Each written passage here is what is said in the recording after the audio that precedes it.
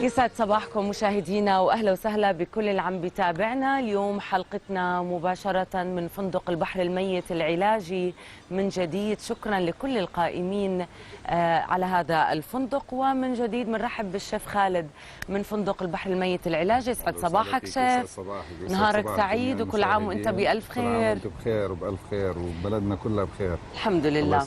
شيف اليوم بس بدنا نعرف الناس قبل ما نبدأ بطبقنا لليوم. اليوم بدك تعمل لنا التركي. نعم. بمناسبة الأعياد المجيدة. تمام. طيب شو الستافنج اللي بدك تعمله؟ شو المقادير؟ بدنا نسوي حشوة الكاسترة. أول شيء التركي.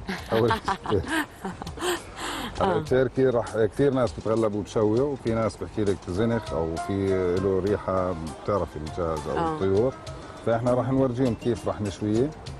هل له وزن معين لازم يفضل انه فوق ال6 كيلو على اساس يكون فيها لحم، لانه يعني من 6 كيلو الى 6 8 بصير حسب العيله. هلا برا في ناس بيعملوا 10. هلا يعني يفضل مثلا تنعمل من 6 ل 8 تنتين اذا كانت العيله كبيره، بس ما تنجاب كثير كبيره.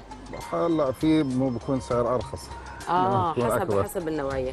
طيب شو المقادير شيف قبل ما نبدا نشتغل؟ التركي رح نحشيها من جوا عشان الزنخه اللي حكينا عنها، رح نحط في جواتها برتقال ونحط جواتها تفاح لانه بنطص الزنخه.